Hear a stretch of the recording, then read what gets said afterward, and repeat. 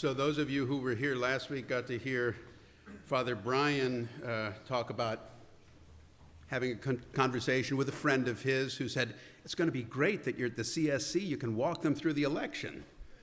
And he said, oh crap, at that point. And I had this internal thought that I'm preaching next week, and my language was not nearly that clean. So, what to say, where to begin? How about here? Shortly after I got ordained, not quite 4 years ago, there were still a lot of things that were shut down by what was then a new wave of the pandemic. It was the Omicron variant, if you remember that fondly. Over the Christmas holidays, we were doing masses here in the CSC in an empty chapel, and we were streaming them out over the internet. And I had the opportunity to preach on the Feast of the Baptism of the Lord, January 10th. 4 days after the riots at the U.S. Capitol on January 6th. And as it happens, because we were streaming from an empty chapel and because it was the holidays, everything got recorded in advance. And then came January 6th. And it was kind of obvious that I at least needed to mention that. So we went back and we re-recorded the homily, and John Augie did some special things with Rewind to make it look really cool. You can still see it on YouTube if you're interested, but the main thing I talked about that day was the deep divisions in our country, and how even before the tear gas had cleared on January the 6th, there were already very different narratives about what had happened and who was to blame. Everybody agreed that something had happened, but exactly what that was seemed to depend on who was watching. Fast forward to now. If this works, we're going to play right now a brief excerpt from the podcast The Daily this week. My name is Ava. I live in Atlanta, Georgia. I am 33 years old, and I am so relieved. Daddy's home, baby. Welcome back, Donald J. Trump. The results of the election are amazing and just and the real true voice of the people. I'm excited, jubilant. I feel a sense of pride in my country. It just feels like a heavy burden has been lifted off of me. Last night, it was like finally earning a certain type of respect. It was redemption. Wars are going to finally end, and America will be back on the hands of Americans again. I feel like God answered our prayers. I feel like God's giving us another chance. My name's Meredith Turner.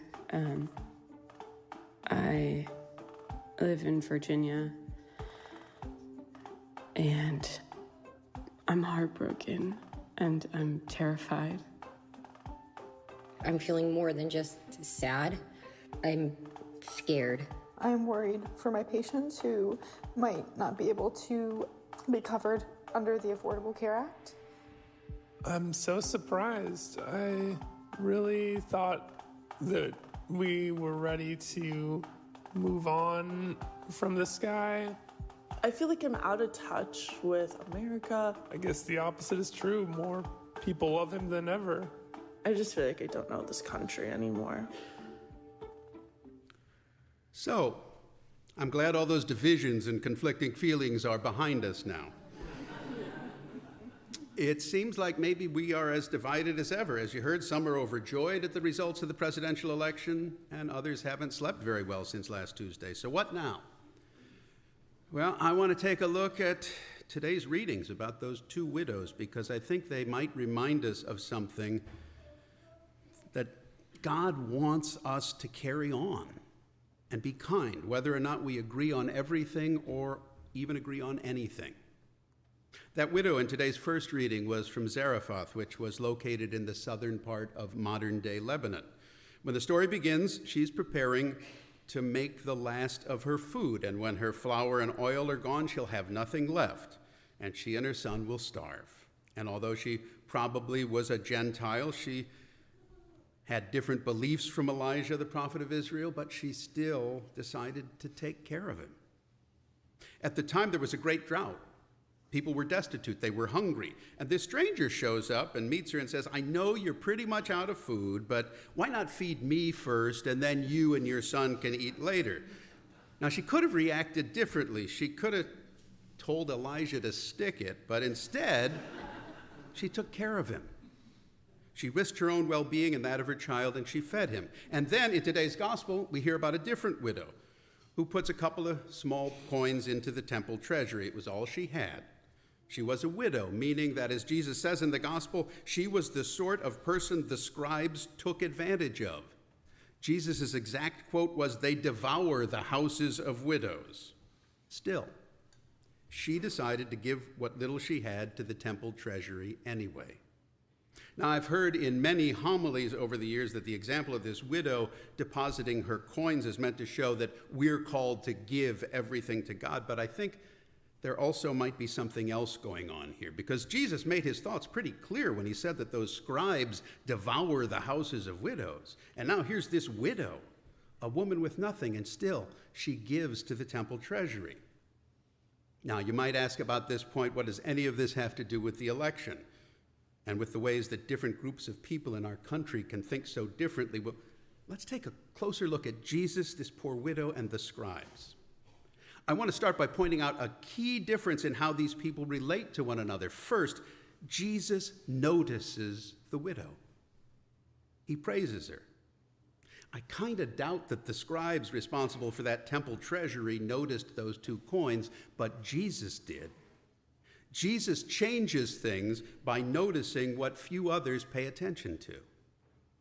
A destitute widow chooses to be generous even though there's probably nothing in it for her, and the reality is that these scribes do take advantage of people like her, but that doesn't mean she has to operate at that level herself.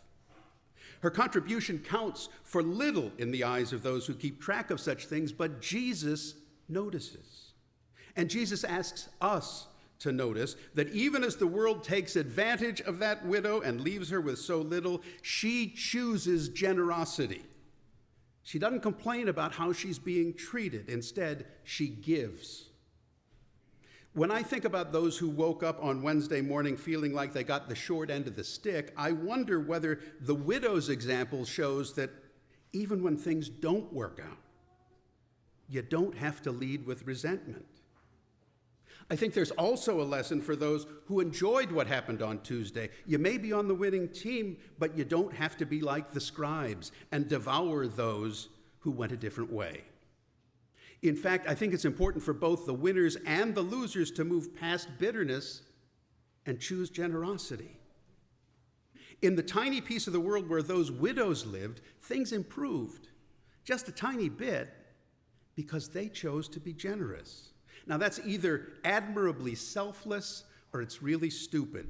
But personally, I hope it's selfless. And I hope that as all of us move beyond last Tuesday, either by celebrating the results or by licking our wounds, we might remember that we all are faced with a decision. We can embrace anger and resentment, or we can choose kindness and generosity. Not because being kind and generous will necessarily fix things, but because it's the right thing to do. If anyone had the right to feel cheated or victimized, the women in today's readings did. But they made a different choice. Those widows took the lemons that life gave them and tried to make lemonade. Now, we're all called to love our neighbors even when, maybe even especially when, those neighbors, like the scribes, may not care or even notice. In fact, I wonder whether the command to love neighbor may apply even more when I sense that my neighbor does not love or care about me. We often talk past one another these days on social media, on the TV networks we watch, sometimes even from pulpits of churches. And it seems our elections are less about convincing people to vote for you because you have good ideas. They're often more about mobilizing people who already support you by at least partly trying to turn the opposition into the other. If you remember, a few weeks ago, I was privileged to preach about our tendency to make people into others and to turn the world into a battle between us and them. I kind of think that's not the way we are supposed to live out our Christianity, but it seems to motivate people to go to the polls. We're called to love our neighbor. And that's not about finding and loving the people who agree with us. Loving neighbor has to involve an actual person, an actual neighbor. And that may be the person with the yard sign I dislike, or maybe it's the relative that I am really not looking forward to at my Thanksgiving Day table. But I'm called not to convince those people that I'm right or to think the way that I think. I'm called to reach out because loving them's the right thing to do. Just like giving a hungry Jewish prophet some bread or putting a couple of coins into the temple treasury. Our widow in today's gospel demonstrates that even when the neighbors, in this case the scribes, don't notice, don't really care, or even take advantage, she still can make the choice to do the right thing and be generous. It reminded me of that famous poem that was written on the wall of Mother Teresa's Home for Children in Calcutta. It goes like this: people are often unreasonable, illogical, and self-centered. Forgive them anyway. If you are kind, people may accuse you of selfish, ulterior motives. Be kind anyway. If you are successful, you will win some false friends and some true enemies. Succeed anyway. If you are honest and frank, people may cheat you. Be honest and frank anyway. What you spend years building, someone could destroy overnight. Build anyway. If you find serenity and happiness, they may be jealous. Be happy anyway. The good you do today, people will often forget tomorrow. Do good anyway. Give the world the best you have, and it may never be enough. Give the best you've got anyway.